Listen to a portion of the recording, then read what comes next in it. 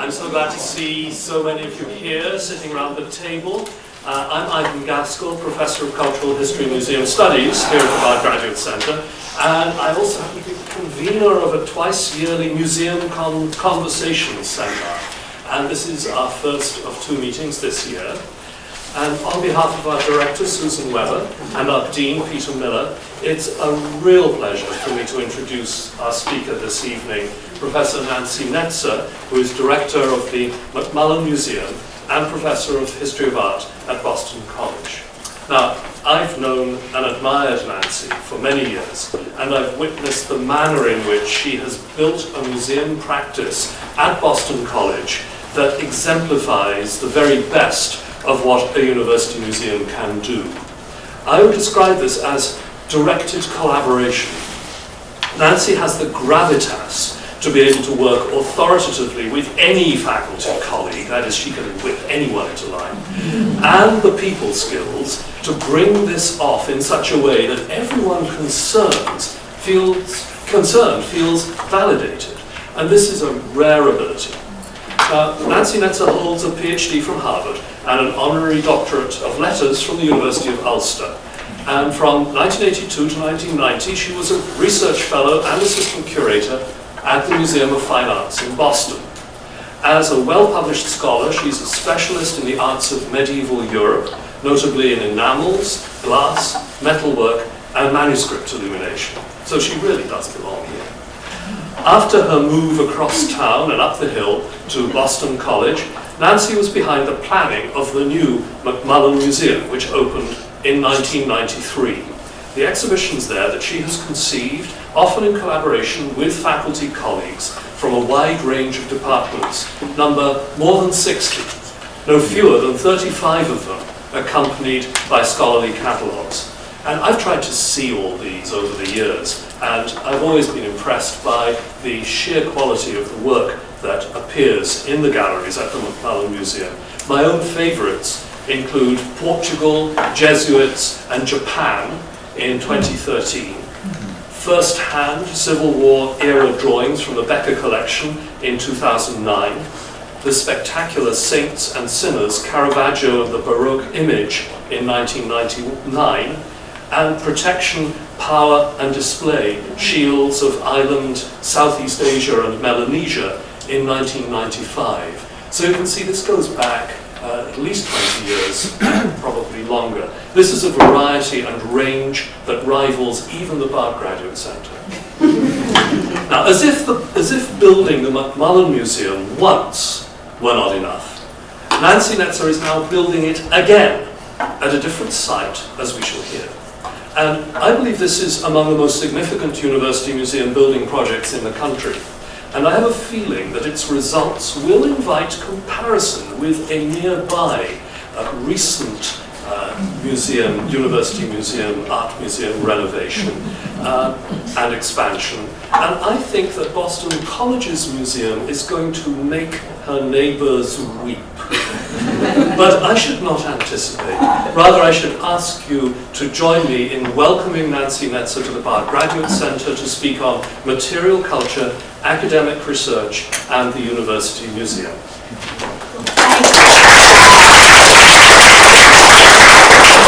Really nice.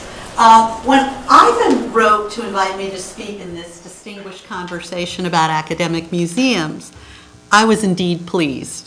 I have long admired Ivan and the Bard Center as pioneers in research and forging new understandings of the cultural and social history of the material world. For many years, the Bard Gallery has been a regular stop on my trips to New York. I've seen most of your exhibitions with great pleasure and profit, and I own a good number of your catalogs, each of which stands out as a model for its contribution to its field. Ivan's request when he wrote was that I speak as a director of a university museum about whatever puzzles I might be facing. As I was when I received his email, and as I still am in the midst of working with architects, contractors, and our university administration to complete this new on-campus home for our museum in what was once the residence of the cardinal who presided over Boston's archdiocese, the first puzzles that came to mind were the relative advantages and disadvantages of LED over incandescent lighting, how to construct a convincing argument to university parking authorities to designate enough spaces for a projected increase in visitors, and the noise level that would emanate from the restrooms if we selected hand dryers instead of towel dispensers. That list has only gotten longer. But it dawned on me that these were perhaps not the kind of puzzles that Ivan had in mind. Fortunately or unfortunately, I've had to puzzle over less mundane and more fundamental questions, more in line with Ivan's concerns. A number of these brain teasers arose while reading a few years ago Christopher Whitehead's book, Museums and the Construction of Disciplines, Art and Archaeology in 19th Century Britain. The book seems to have gone somewhat unnoticed in the discourse on museums in this country, but it resonated with my ongoing quest to make sense of how academic museums in general carved out their traditional role within the modern university structure, wherein a single department dominates the presentation and questions posed of the material culture, and how to identify and harness the potential that positioning leaves unrealized. So what I thought I would do this evening is first rehearse some of Whitehead's ideas about how the display of objects and internecine politics in several of London's museums in the 19th century might have shaped disciplinary boundaries in fields that deal with material culture.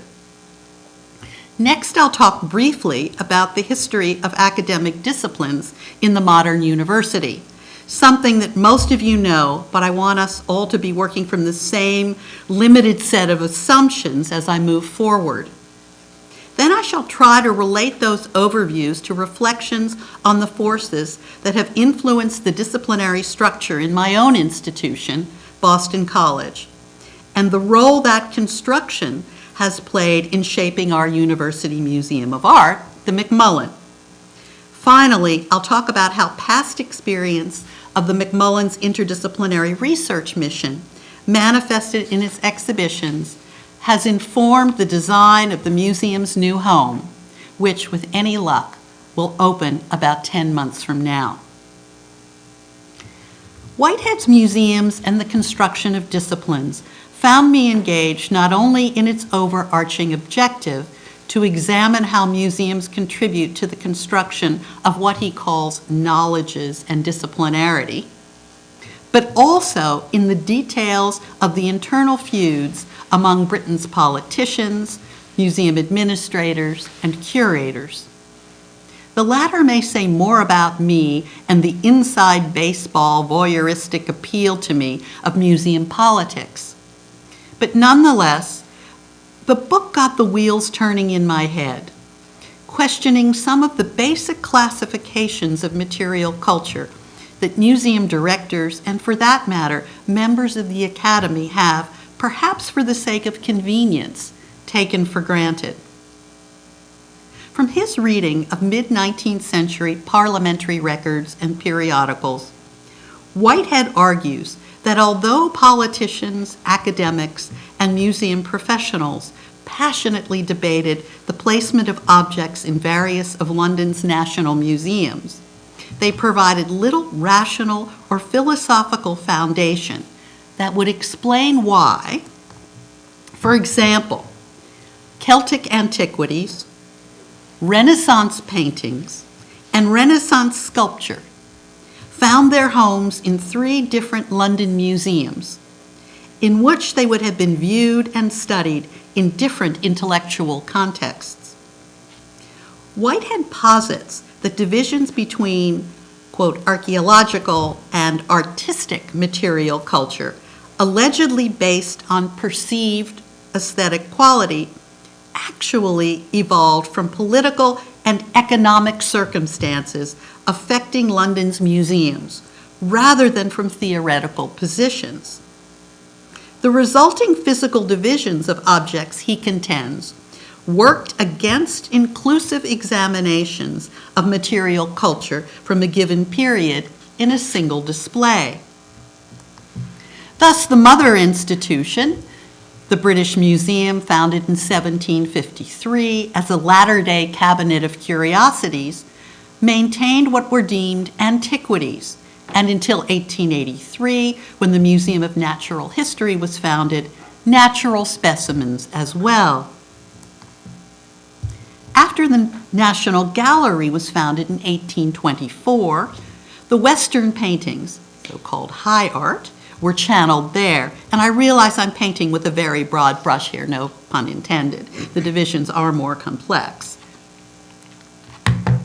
The South Kensington Museum, founded in 1852, which became the Victoria and Albert in 1899, was mandated to house the applied art in an assemblage for practical use, although in reality it collected what was, even at the time, considered fine art, especially sculpture.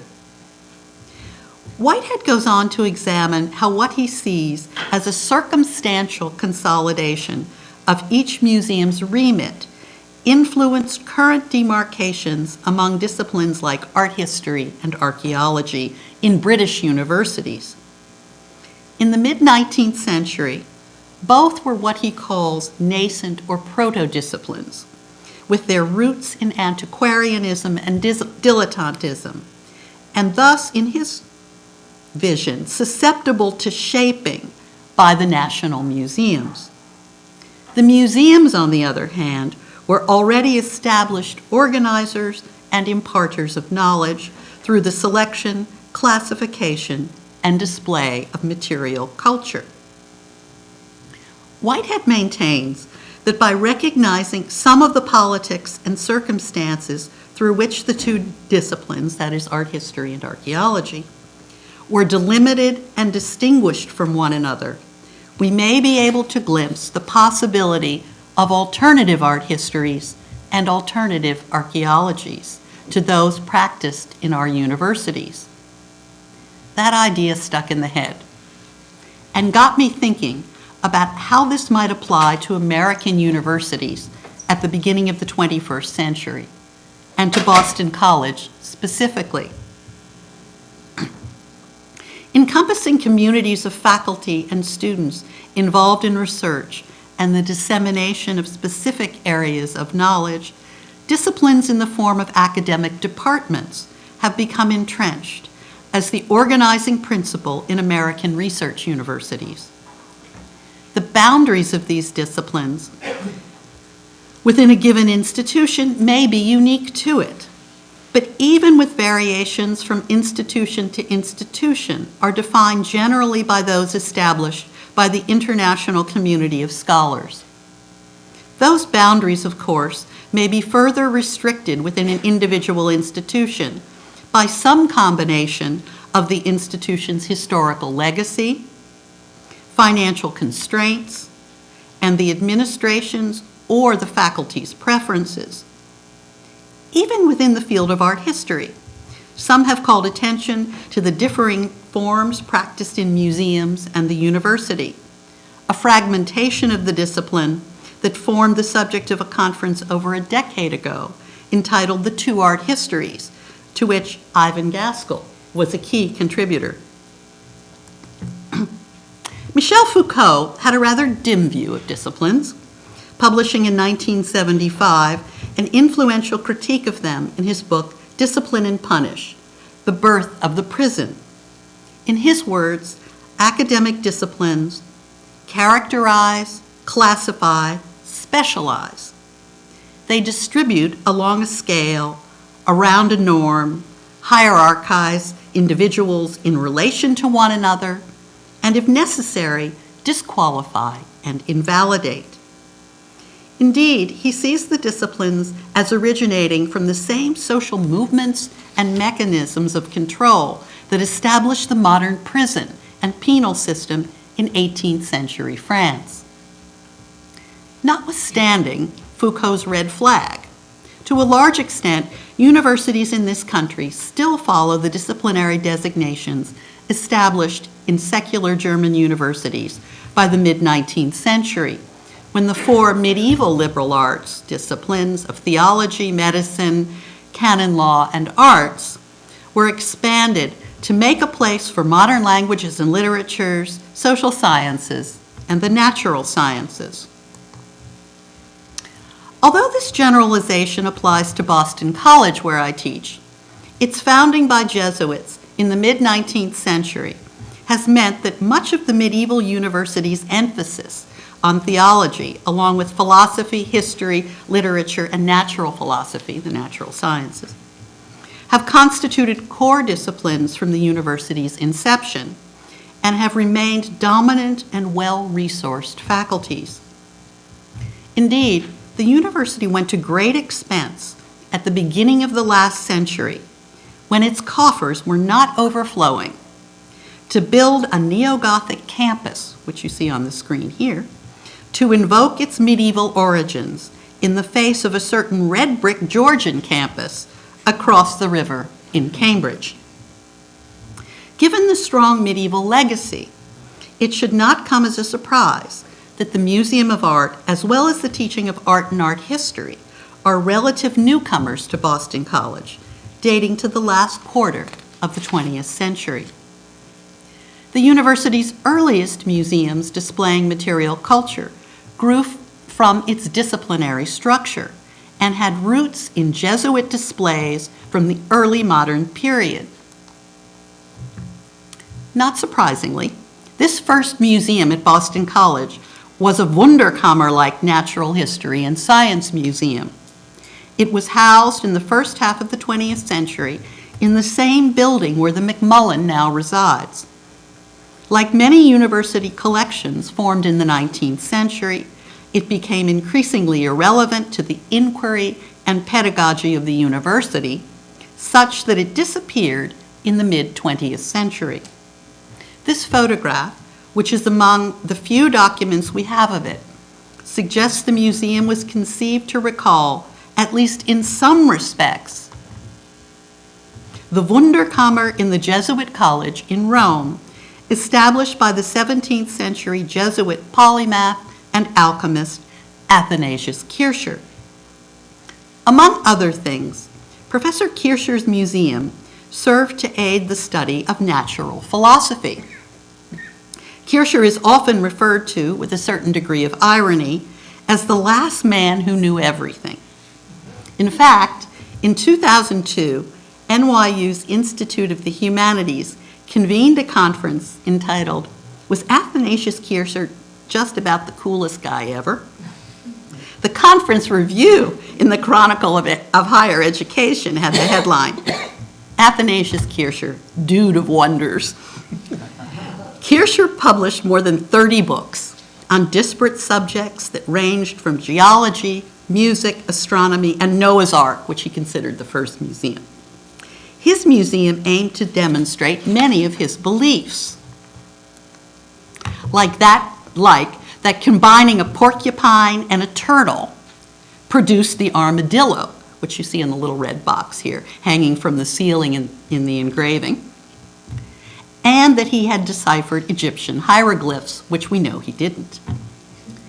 Aiming to provoke amazement, no doubt by using every clever stratagem available, Kircher's museum was filled with wondrous objects, including paintings by contemporary artists like Guido Reni and Dosso Dossi, instruments of all kinds, animals and human skeletons, antique vases, sculptures, one of which he fitted with a speaking tube that he nicknamed the Delphic Oracle and that greeted visitors by name as they came in, and replica obelisks painted in his fictitious form of hieroglyphs with the names of important visitors. Equally important was that Father Kircher's museum also included ethnographic and archaeological items collected by Jesuit missionaries in the New World and China, providing the Jesuit order an arena in which to display its status and global reach. Although on a more modest scale, Boston College's museum probably served to convey many of the same messages. And it may not be too far-fetched to propose that emphases in Kircher's museum, which shaped the scholarly inquiry of the Jesuits for centuries, are reflected in those of several of Boston College's academic departments. The large geology department, recently renamed Earth and Environmental Sciences, comes to mind. Indeed, Kircher's portrait, painted by one of his Jesuit brothers in 1913, asserts his authority and commands his legacy from the rotunda of the university's central administration building, where generations of students have literally and figuratively looked up to this eccentric polymath. Boston College briefly had another, what we would now call in hindsight, a pop-up museum in the Kircherian tradition. It was founded by this man, Dr. Hermann von Walde-Waldeck, an Austrian-born baron, anthropologist, archaeologist. He was hired in 1936, first as a professor in the German department. By 1937, he had set up the Boston College Museum of Anthropology with 400 crates of sculpture, pottery, primitive weapons, and mummified bodies that he shipped to Boston from his recent excavations in Colombia and Peru. Like the early Jesuit missionaries sending artifacts from the New World back to Kircher's museum in Rome, Waldeck claimed to be the first white man ever to visit the regions of his expeditions. The museum opened with great fanfare, including a conference on Catholic anthropology, I still don't know what that is, and attention from the press. By 1940, however, Professor Waldeck had been terminated, and there is no reason recorded in the university archives. The museum was closed, as was the Department of Anthropology.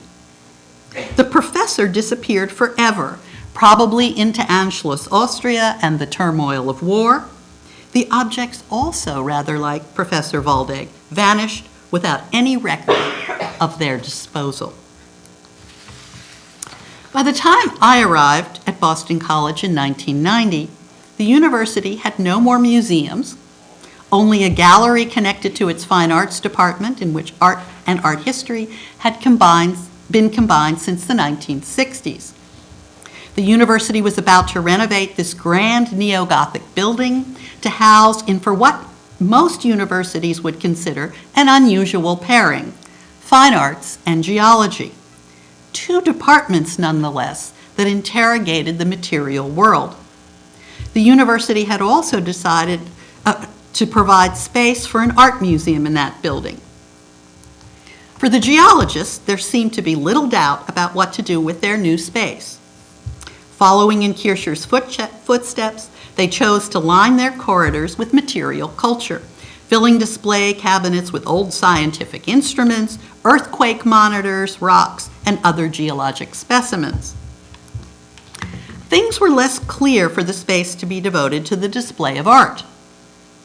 Over the years, the university accrued, not purposefully or systematically, a smattering of Renaissance, Baroque, and American paintings, as well as other works of art that had at various times decorated its neo-Gothic buildings.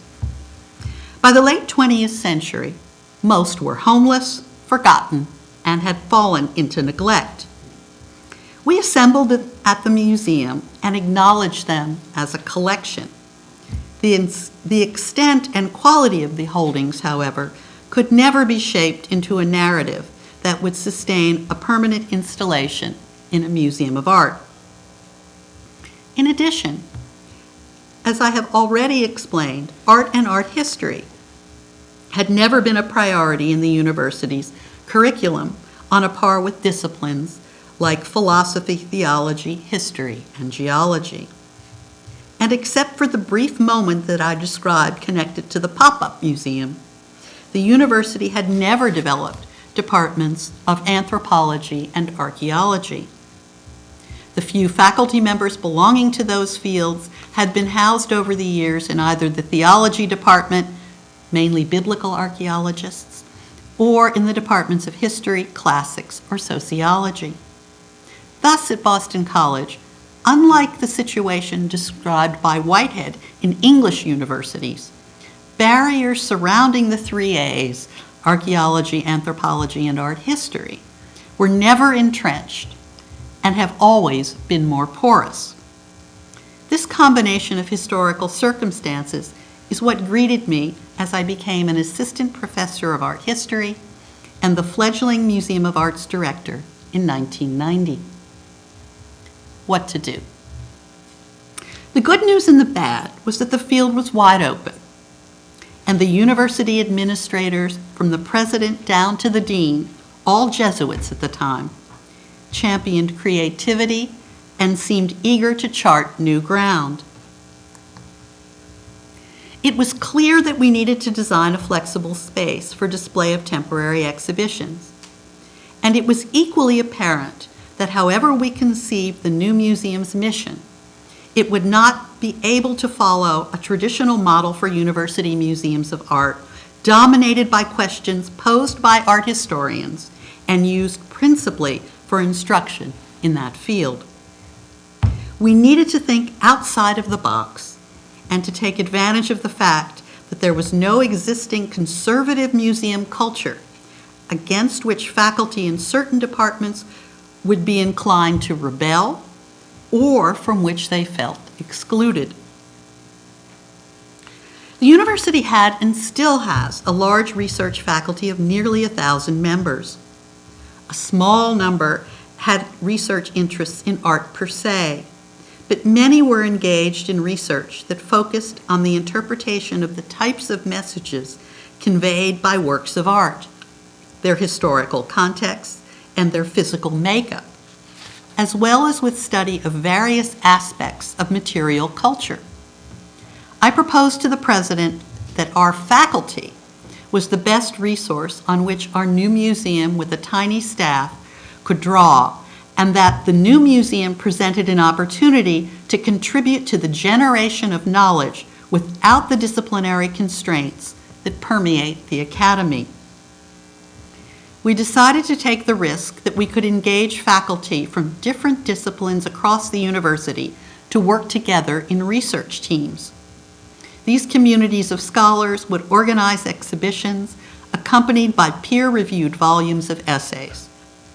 The goal would be to cross methodological frontiers by examining a chosen group of objects through the lenses of different disciplines in an effort to create and disseminate new knowledge.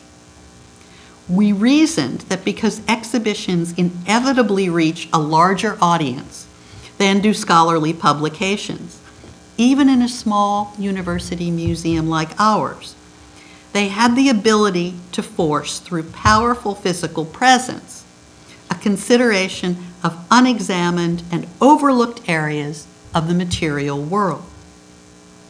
Of course, all of this was hypothetical until we adopted the plan in 1993. Being small, we could move like a motorboat and make a sharp turn if we found ourselves on the wrong course. We could also turn quickly to take advantage of opportunities when they arose. As the plan evolved, with the encouragement and generous support of John and Jackie McMullen, so pleased that Jackie McMullen is here tonight, sitting to my right, here is what developed into the default mode. A faculty member presents an idea to the museum. If we think it might work, which usually means that we can envision how to assemble a sufficient group of loans to represent the range of new research, the faculty member forms a research team. The teams usually start with a core group of scholars about 4 or 5 years before the exhibition. They discuss possible loans, themes to be investigated, and other scholars whom they would like to invite to participate in the project and/or contribute an essay to the accompanying book. Over the past 22 years, we have produced more than 50 exhibitions, driven by these research teams assembled from clusters of our faculty and scholars from around the world, from fields as far-flung as philosophy to physics. Most, but not all, of these teams have been headed by one of our faculty art historians. That said, during the last 2 decades, we have witnessed not just among our faculty, but within humanities disciplines in general, a greater interest in and willingness to interrogate material artifacts as evidentiary documents. In many humanities fields, this type of scholarship sits on the cutting edge and involves our assuming some risk when assembling our research teams. But as a university, we are knowledge generators, not public entertainers. And therefore, for our research methods to be innovative and sound, we have to accept that all the conclusions presented by our exhibitions will not be known at the outset. Now that I've explained our operating principles, again painting with this very broad brush, let me provide some examples to give you a sense of the life of a few of these research projects. The first example is an exhibition undertaken in collaboration with the Yale University Art Gallery. It was sparked by a desire to rectify, at least in part, what Whitehead would recognize as the arbitrary division between art and antiquities, working against a more inclusive and accurate understanding of artifacts, in this case excavated from a single ancient site.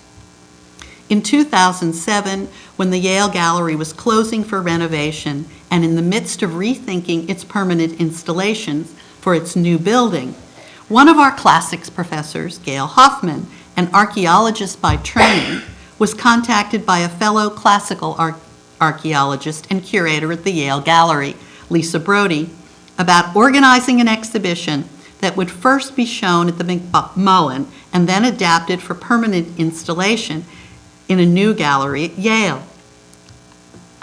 Hoffman and Brody decided to examine the objects excavated by a joint Yale-French team of archaeologists between 1928 and 1937 at the Syrian city of Dura Europos. About 12,000 objects from Dura, Yale's share of the partage, reside in Yale's art gallery, somewhat unhappily, I should say, given the variety and fragmentary nature of much of the material. If you'll allow me a footnote here, I'd like to say that the other recipients of the finds were the Louvre and the National Museum in Damascus. And if you look at the slide on the screen, you'll see we don't know anything about the present state of those in Damascus. And sadly, the site itself has been virtually destroyed from looting by ISIS, as shown in this aerial view. Hoffman and Brody believed that Yale's set of objects from Dura, ranging from both original and replica wall paintings and fragmentary sculpture to children's shoes, jewelry, and inscriptions in the various languages spoken by the city's multicultural population, provided a rare opportunity for scholarly exploration about relationships of ethnic and religious groups within an ancient city, and for a reassessment of how the city may have functioned as a crossroad or meeting point for several ancient civilizations and cultures. They were determined to study the city as a whole and not to continue the tradition of examining the site's material remains in disciplinary silos. To that end, the curators assembled a team of 18 scholars from their own universities, as well as others from around the world, comprising those trained as art historians, archaeologists, philologists, linguists, classicists, theologians, historians, and conservators. In the end, the team chose 75 objects from which they could explore the many and varied identities of people who left their mark on Dura Europos. They used the material evidence for clues to the lives, especially of those excluded from written histories, like women, children, and slaves. They were also determined to partially reconstruct the most well-known of the city's spaces dedicated to Christian, Jewish, and Mithraic religious practice, which you see here on these slides in the installation by our assistant director, Diana Larson, who was trained and worked with Ivan for many years at the Harvard Art Museums. The aim was to make visible and allow visitors to experience the many similarities in the architecture and decoration of buildings where different religions were practiced. Traditionally, Dura's synagogue and Christian building have been studied in isolation by scholars focusing on the early history of Christian or Jewish art and architecture, juxtaposing them with material remains from other religious groups in the city. In both the exhibition and the volume of essays, encouraged investigation of the relationships among neighboring religious communities. Such inquiry was inspired further by a large site plan linking objects in the exhibition to their location of discovery. Disregarding traditional disciplinary borders, which Whitehead argued were arbitrary in the first place, allowed the objects displayed to emerge as both works of aesthetic value and as artifacts that contribute to the story of an important city located at a significant cultural crossroad. The hope is that this inclusive study of the disparate parts of the well-preserved and well-documented material record of Dura Europos now will attract younger scholars to its value as a resource by illuminating new areas of possible scholarly focus. In my next example, the aesthetic value of the works on view would have satisfied the standards of any traditional art historian. But the questions asked of them were vastly expanded in our galleries by the participation of scholars with other disciplinary interests. In the fall of 2008, my colleague John Salas, a philosophy professor, came to talk to me about his plans to organize an international conference on the philosophical vision of Paul Klee, an artist who had been a mainstay of his scholarly inquiry for many years. I'll cut to the chase. He left an hour later, agreeing to head what turned out to be an international team of 15 philosophers and art historians to organize an exhibition and contribute new research to a publication of essays that would examine the philosophical dimension of Klee's art, something that had never been attempted, and I did not tie him to a radiator. When we proposed the idea to the Centrum Paul Klee in Bern, they immediately came on board as collaborators and major lenders. The exhibition examined and demonstrated with carefully chosen works how ideas developed in Klee's published essays and Bauhaus lectures were realized visually in his art. The exhibition was arranged thematically, exploring ideas ranging from the artist's relation with nature, his concept of the nature of art and its relation to philosophy, his ideas concerning the genesis of natural things and their relation to a primal ground, his philosophy of the nature of space, time, and movement, and all of this in philosopher speak here, the interrelation among these moments that occurs in works of visual art. I can't answer any questions on this.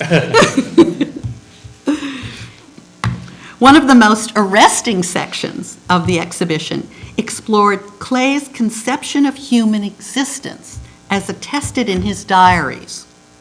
In a series of satirical drawings Klee made in 1933, the exhibition demonstrated how these ideas became paramount after the Nazis came to power. In this project, as in others we have undertaken, the results of research by philosophers and art historians did not always come together seamlessly. We have learned that such exhibitions can't force integration. Rather, the proper role for a museum such as ours in these instances is to problematize the issues in the display and to expose to viewers, as best we can, the process by which conflicts of interpretation arise. We were called upon to address these conflicts again a few years ago when we organized the exhibition entitled Portugal, Jesuits in Japan, Spiritual Beliefs and Earthly Goods. As you can imagine, given Boston College's Jesuit heritage embedded with Kircher's latent DNA, this research project generated considerable interest among our faculty. That no single faculty member had expertise in all the constituent areas to understand the whole story before we set out in 2007 on this investigation is largely because intradisciplinary structures have dictated that Portugal, Jesuits, and Japan are each studied by distinct groups of scholars with different cultural backgrounds, historical training, and linguistic skills. Yet, in order to examine the brief period in Japanese history between the arrival of the Portuguese and Jesuits in the 1540s and their expulsion in 1639, we quickly realized that we needed to establish a discourse among scholars from traditionally distinct departments of historical inquiry. Our exhibition and publication presented the results of one of the first attempts at such a fruitful dialogue.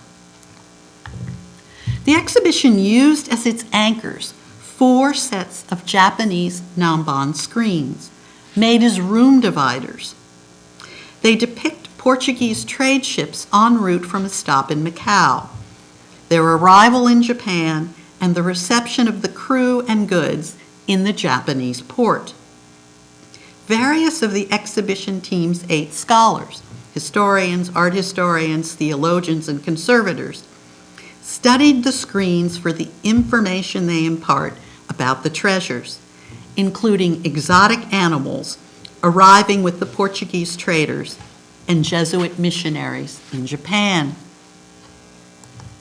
The exhibition's 2 curators, one an historian of Japanese art from Boston, and the other a curator specializing in Portuguese art in Lisbon, gathered objects including furniture, ceramics, textiles, military trappings, and ecclesiastical items, many like those pictured in the screens, and probably also like those that Jesuits sent back and that ended up in Kircher's museum, to piece together visually the narrative that emerged from the collaborative investigation.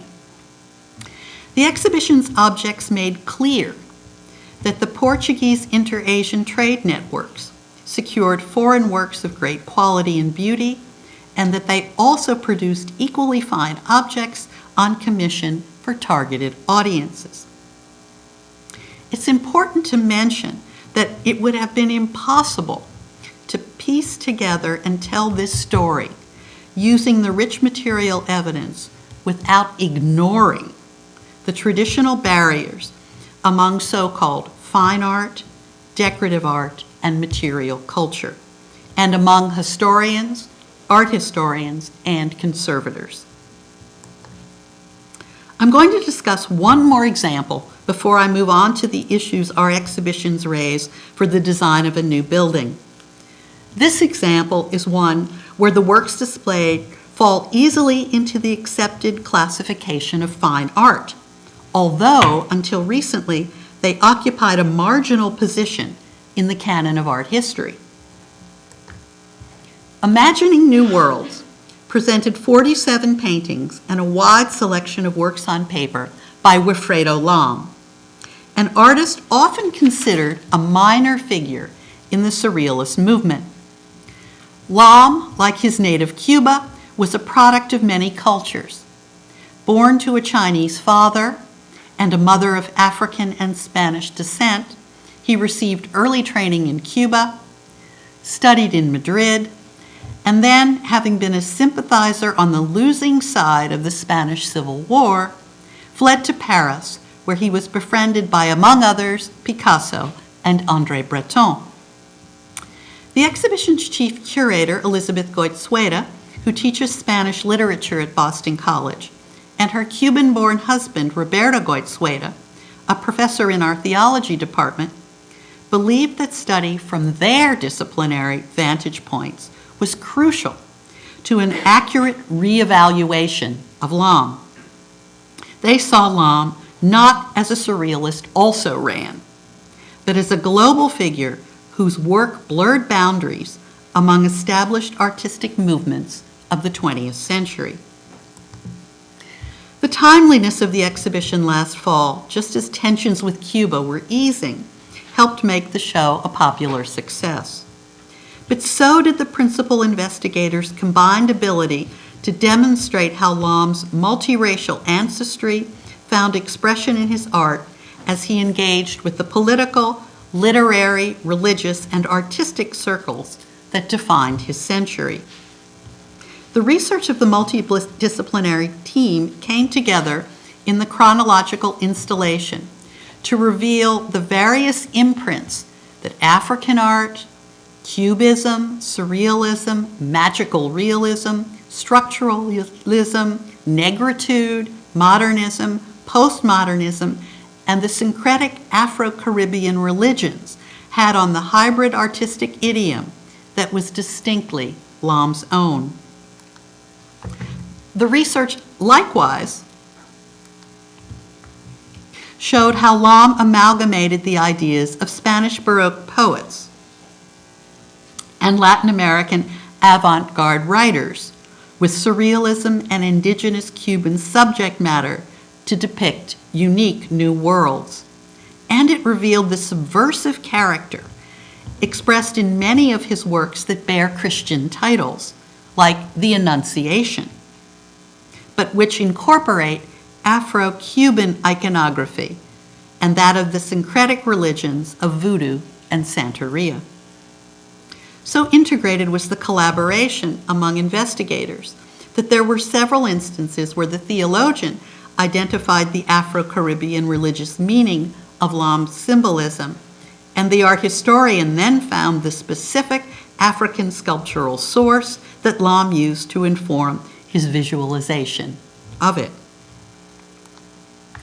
In examining Lamm's final burst of creativity at the end of his life, when he supplied illustrations to literary and poetic texts, the literary scholar demonstrated how Lamm's pictorial interpretations, in turn, inspired new poetry by writers like Aimé Césaire, and consequently, how this synergetic relationship yielded outstanding contributions to the 20th century poetic canon.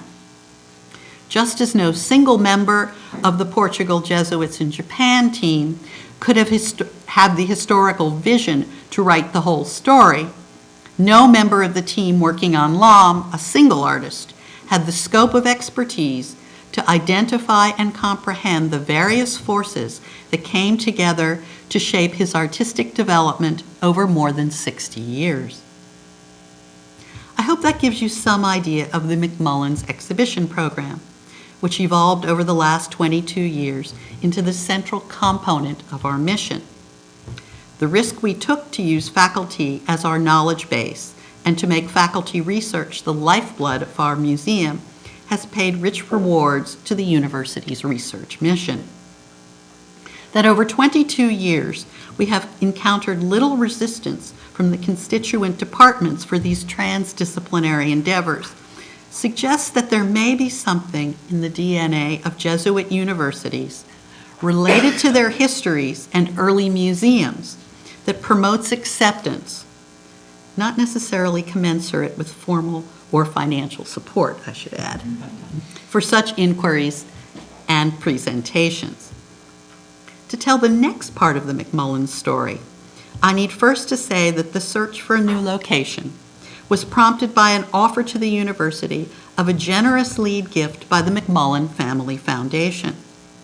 As luck would have it, and this I have come to realize was a crucial stroke of luck, the university's very large facilities department, far bigger than any academic department we've been discussing, I should add, had recently hired, when the Museum of Fine Arts completed its American Wing edition, the MFA's in-house architect, Sally O'Hare, who had served as the liaison with the MFA's projects architect Norman Foster in London.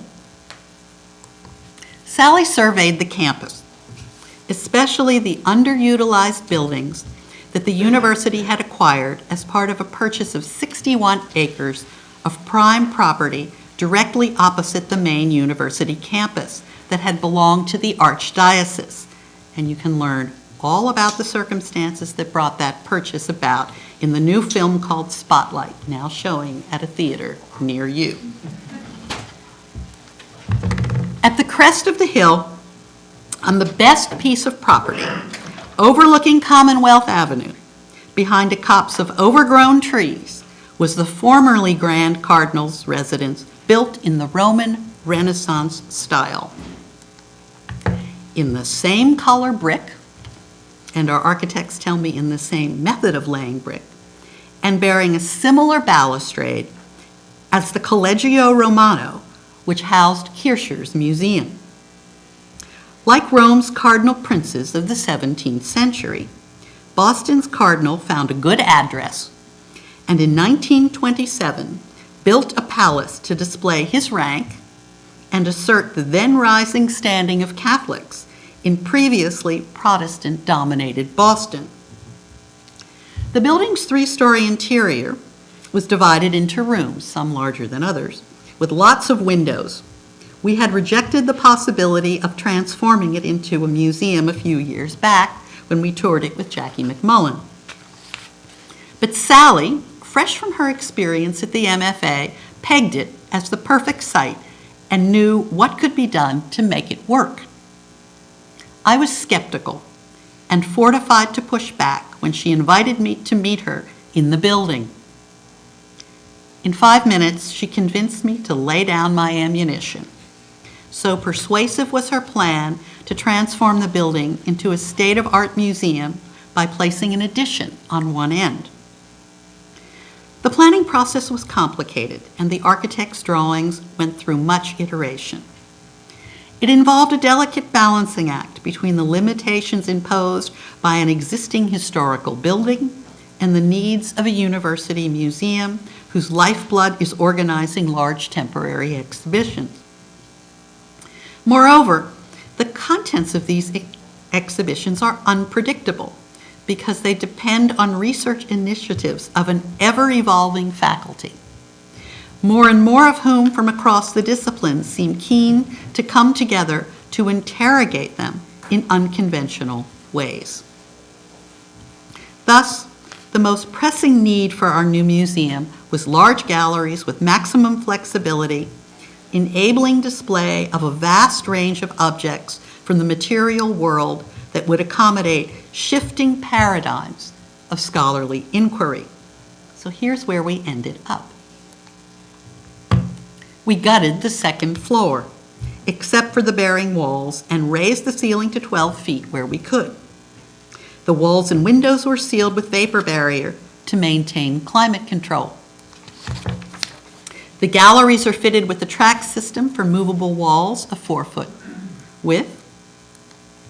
The third floor, gutted as well, has a smaller gallery with movable walls, a sculpture gallery with natural light, our offices, a seminar room, and a dry prep room that can also be used for teaching small groups of students. A new addition on the west end of the building will provide a dedicated, light-filled entrance for the museum, built around a large freight-sized elevator that will allow us to take art up to the exhibition galleries. Excavated beneath The new addition is sufficient space to provide large storage rooms below grade and a covered loading dock that will accommodate even large tractor trailers. The top floor of the addition has a roof terrace so that we too can enjoy the former Cardinal's spectacular views of downtown Boston, visible about 5 miles to the east. The first floor of the building will retain its original plan of grand reception rooms with marble floors and high windows and will be used as a conference facility. Its walls will be hung with American and Italian Renaissance and Baroque paintings from our permanent collection. The first floor will be especially useful for the types of conferences, symposia, lectures, and concerts organized in conjunction with our exhibitions and during their planning process. But much of the time, it will be used by other university groups, organizing symposia and meetings, adding to the variety of visitors to the building, and we hope, aiding in the expansion of audience for our exhibitions. Equally important, during the vacation period, the first floor can be used by outside groups to generate revenue for the university. Although it is hard to know for sure until we begin to inhabit our new space, we are relatively confident that it will serve our mission, driven by interdisciplinary faculty research. And I would venture to speculate that the outcomes of our research teams will be expanded with more programming and digital enhancements to contribute to an impending paradigm shift in the university's core curriculum, which is moving in the direction of big ideas courses. If our small museum is able to make sharp turns like a motorboat, the university, like an ocean liner, needs to invest more time and energy to make a broad turn to change course. It has begun the process by piloting courses co-taught by groups of faculty. Each professor brings his or her discipline's expertise to tackle a complex problem, thereby thrusting individual faculty members, the same pool from which we draw our curatorial team members, into what we might call post-disciplinary pedagogical contexts. Such shifts in the curriculum could have the gradual effect of chipping away at the fortifying walls erected over the last 2 centuries around the disciplines and their attendant university departments. At the same time, there will probably be increasing demand among faculty throughout the academy to use material evidence as teaching tools to unlock undetected sources of knowledge. We have already witnessed how a materialist interest pervading especially the humanities has moved many of our faculty from the more traditionally text-based disciplines to propose exhibitions and to teach from direct encounters with objects. What this means is that exhibitions in academic museums need to be conceived even more than in the past, with the idea that the works displayed will serve as centers for dialogue and the exchange of ideas among students assembled around them.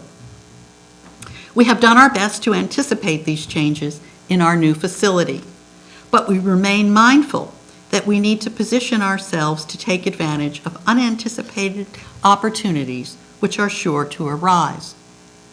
Many of those opportunities will surface through expanded use of digital technologies to supplement exhibitions.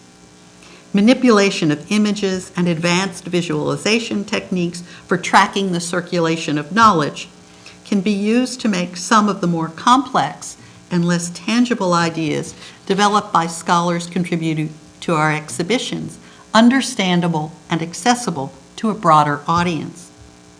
Finally, I can see that once we are in the new building, we must put our minds to how we can use modern technology to capture on our website for audiences around the globe and in perpetuity the visual arguments made so effectively in the installations of our exhibitions, which in the end last for such a brief moment in a single location. Such initiatives will only enhance our mission to break down boundaries between research disseminated by the Academy and the museum. In the end, there may still be at Boston College remnants of two art histories.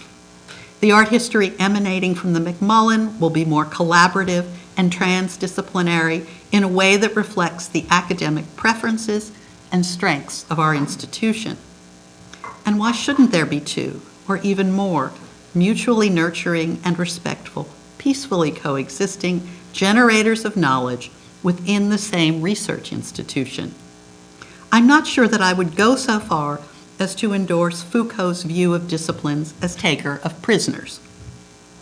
Over the last 2 centuries, they have served knowledge and our universities well. But it does seem to me that the museums embedded in our universities have a unique role to play in boring holes in what Foucault sees as prison walls confining disciplines. When the new McMullen flings open its doors next September, despite its LED lights, it will not be on the verge of becoming a radically different museum. Rather, it will be more accessible and better equipped to carry out its mission of expanding the parameters of disciplines and continuing the legacy of Kircher's museum to stimulate wonder and display the university's status, research mission, and global reach. Thank you all.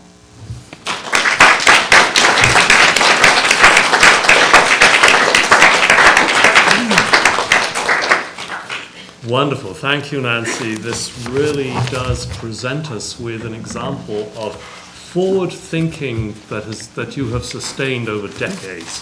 And with the wonderful support of Mrs. McMullen, who I'm also delighted is here this evening. So we can now have time for questions. There is also the possibility for those of you who are watching on our live stream to tweet questions to us at #BardGradCenterTV. I don't have the iPad. Does someone have the iPad? Yes. So let us know if questions come in over social media. So questions for Nancy Netzer. Oh, Catherine. Thank you. Nancy, thank you for this inspiring and affirming talk. And you alluded to this, but I'm wondering if you can speak more about the role of architectural and exhibition design and the impact of this spatial constellation of artifacts in your exhibition. You mentioned visual arguments, and in the installation shots, I did not see a lot of text panels. And maybe they're there, or maybe that's something that's accomplished in the catalog. Because I'm imagining some of the disciplines that your contributors are coming from are used to making text-based arguments. Yes, and I think those photographs were well selected by our university photographer to make the space look really glamorous. I think we have been criticized actually in the past for being too text-based. Mm-hmm. And we also use a long corridor in our building, which is not technically part of our museum, but we've taken it over by eminent domain. And we line it with textual argument usually. That has the advantage for us of allowing our students to come read the sort of the argument of the exhibitions when we're closed. And any university building which is open 24/7 has people wandering at all odd hours. And we're lucky enough to have cameras so we can watch them and see the hours that they're reading these things. But we are very much text-based, and there are large panels in the museum. We have used LED screens, interactive LED screens, and much of the time we're using our students to craft those. Because they are considerably better than we are at this. We're hoping to use much more of that. We're also in partnership right now with the Digital Humanities Laboratory at BC, and for our current exhibition, We have, well, our current exhibition is on John Lafarge. We have a digital site, which is a digital tour of all of John Lafarge's stained glass windows throughout the Northeast that was put together by the curator, Jeff Howe. There are some within walking distance of us here. Oh, yes, that I that's right. saw from Yes, that you should website. certainly see them, yeah. So this is an area where we hope to expand considerably, using more of the tools that especially mapping tools and timelines. I think that really will help to engage more viewers and also help with instruction. Thank you. That was fascinating. So one thing I'm not clear on is how much of what you have in your museum is part of the permanent collection and how much is material that you borrow for exhibitions? We borrow almost everything. So you don't have a permanent collection? Well, we do. I mean, I showed that picture of, it's an assemblage of things. People have been giving us works of art. We actually have a number of gifts of John Lafarge. Paintings, stained glass, and watercolors. So I would say we have somewhere between 3,000 and 5,000 objects. We'll be counting every little teacup. Do you collect actively, or do you just respond to gifts? We respond to gifts. We do not collect actively. All of our energy is really put into these large loan exhibitions. Yes. Yes, thank you, Nancy. That was very enlightening view of the evolution of the University Museum and Boston College. But since Athanasius Kirchner played such a predominant view in terms of the building, your collection approach, and the inter and disciplinary concept that he had, it would seem logical that linking the past to the future would have a logical place in your new museum in a way. And it may be the time right to bring together all the disciplines together as he envisioned them. And I would think that would be a right topic Yes. for consideration, since it's something a lot of people are thinking about today. Yeah, no, that's really true. You know, a lot of those photographs that you saw of the Kircher objects come from a research grant that I had to be in Rome, and my husband, who's sitting over here, and I trooped all over Rome to try to find every one of those Kircher objects. And the obelisks, as you saw, are still in the same building, which has now, really after the secularization, or after 1868, is a gymnasium. It's just a high school, and they put all of these things up under the roof somewhere. And a high school teacher, it took me days and days and days to get an appointment. A high school teacher took me up there to sort of look at all this stuff, and he saw the unicorn was still there, the skeleton was still there. It's amazing. And all of the other works at the beginning of the 20th century were divided among various museums. All the paintings are in the Palazzo Barberini. The African works and South American works are in the Museum Pigorini. I'm sure none of you have ever heard of the Museum Pigorini up in the EUR. We were the only people there on a Sunday morning when we went up there. There's a lot in the Roman Museum, Palazzo Massimo. Especially in the basement there. Where else? I'm trying to remember where else we found them. But they're all over Rome. The Etruscan Museum, the Villa Giulia. Yes, the Villa Giulia has a lot of them, right. And they have the largest installation, really, about the Kircher Museum. And then, some of his Kircher's personal belongings are in the Palazzo Venezia.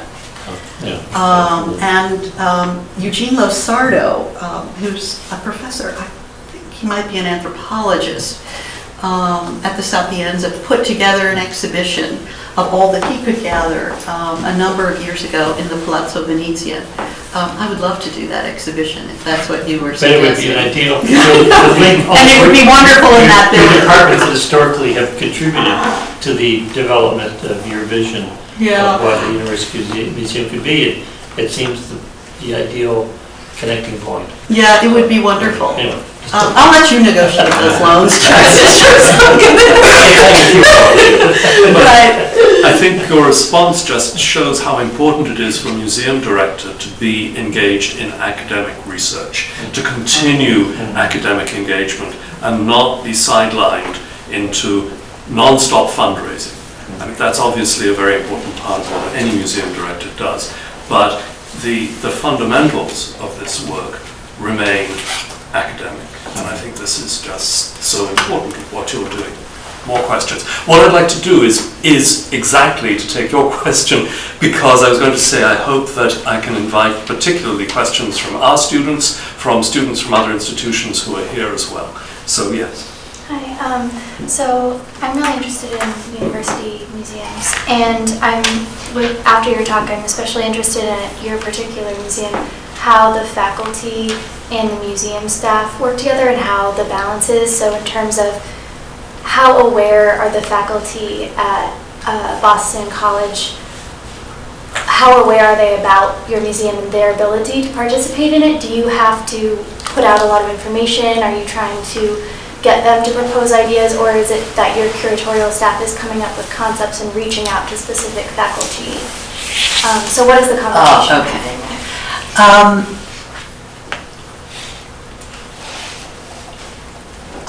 I would venture to say that our faculty is very much aware of the museum and the fact that they would be welcome to propose exhibitions to us. And that has happened very much through our administration that promotes it. And it also happens, I think, because I'm also a faculty member, and so I sit at the table with them at faculty meetings. And I think that's been very helpful. I also think it's helpful that I've been there as long as I have, because I've known a lot of people. It's very difficult to meet 1,000 faculty members in a short period of time, but if you've been there over the years, you know all the old ones, and then you start to meet a number of the younger ones, you can build relationships. And I think that we have a staff of 3 others, and all of them are very good at reaching out and working with other faculty in different disciplines. So generally, the exhibition ideas are coming directly from the faculty? They come from faculty. Sometimes they come from us. And an example of an exhibition that would have come from us Portugal Jesuits in Japan. That came really in a very odd way. That was the Portuguese consul very much wanted to do an exhibition about Portuguese art, didn't care what it was, and came to see me, and we talked, and she introduced me to some scholars of Portuguese art, and we brought them together with scholars at Boston College, and we had a dinner at her house for several hours and sort of just talked about ideas, and using those wonderful non-bond screens to look at this interaction among Portugal, Jesuits, and Japan came out of that dinner. That's great. So it's usually rooms like this, often as full as this, with lots of faculty in them, looking at slides and thinking about how we can craft an exhibition. Because a faculty member can come with an idea for one part of an exhibition. And then we start to show lots of slides, and other people say, oh, I'd be interested. The person from physics says, I've always been interested in the way Pollock made his paintings. I'd like to write about that. Can we get X, X, X, and X for the exhibition? and I'll write my essay on that. And I'll work with you over here on this. So it's really getting people in the same room. And I imagine reassuring them that they have nothing to lose and everything to gain Yes. from talking to one another and not being afraid to show what they don't know. Exactly. Mhm. Yeah, I think it has to be a very safe space. And I have to also say that the support of the institution, of the tenure committee in the institution is very important. And support of a principal benefactor like the McMullens has been key to all of this. Because the McMullens, and I mean, Jackie, you can say what you want. Jackie's been very, very involved in following the scholarly progress of these individual projects. She reads every catalog and talks to the faculty. It's a really special collaborative effort among lots of people. And we do have a very good donor support group that supports this mission. Yes. You got it. So I was very interested in, you finished your talk saying that the McMullen Museum is not when it opens, it's not going to be a radically different museum, but it's going to be more accessible. And I was very interested in that part of that it's going to be radically different, which does it imply that is it a good thing that a museum would change to become a radically different, or what do you mean with radically? Like, what could a museum do to be radically different? Well, I think we do see changes when museums change. I mean, I might venture to argue that the Harvard Museum seems radically different. But maybe you want to say something about that. It seemed that way to me as somebody who had been a student there for years, and when I walked in, it was completely reorganized, asking different questions. But maybe you have a different take on that. I was told by a friend who was also a museum director that the best way to address a question when I'm asked about the Harvard Art Museums is to say, I'm still making up my mind. Yeah, I think we all feel that. And I think that that's prevalent among people who knew the old museum so well. So that signals to me that there is a radical change, that there's a lot to absorb. And there's a lot of good in changing. One of the things that I would say about the McMullen is that every 4 months we change radically anyway. So, and we found that that's a really good way to carry on our business. With tremendous variety. Yeah, with tremendous variety, right. So, Persephone.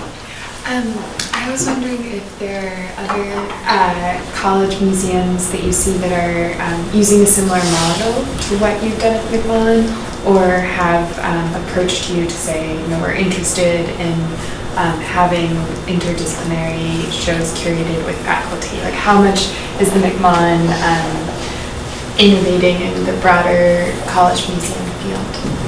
Oh, it's an interesting question, and one that I'm not sure I can answer.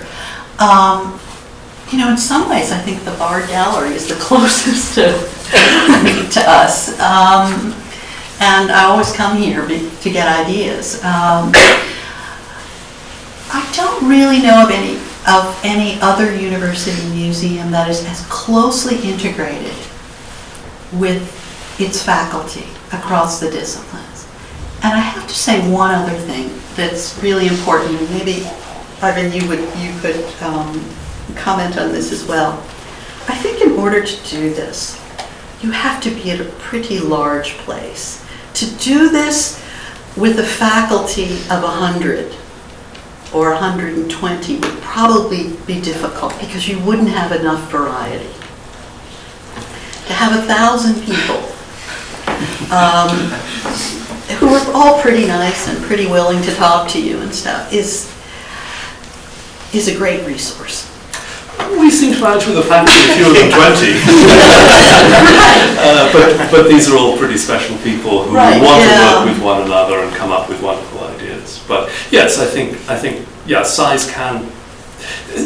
You can draw on an even wider range, of course, of particular skills than we can within this institution. But even within a small institution, it's remarkable the breadth of address that's possible. Yes. Eleanor. I was just wondering what role, if any, students play in these pageants. Oh, yes, and I could have talked more about that. The student role is fabulous, because one of the things that I had to cut out because this talk was much too long was that these faculty research teams often form pairs and they teach seminars together right from the beginning. And I have taught with a lot of these people who were working on exhibitions. So we bring students along in the research phase and in the process. And then, of course, students take classes once the exhibitions are up.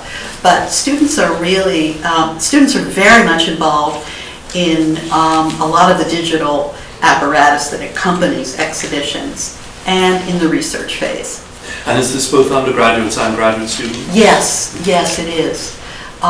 We don't have graduate students in art history, but we have a lot of history, English graduate students. Now a lot of graduate students in English and history working on an exhibition that we're doing next semester called The Arts and Crafts Movement, Making It Irish, the first exploration of arts and crafts in Ireland. And we've got this wonderfully large group of faculty members who work in Irish studies from different points of view.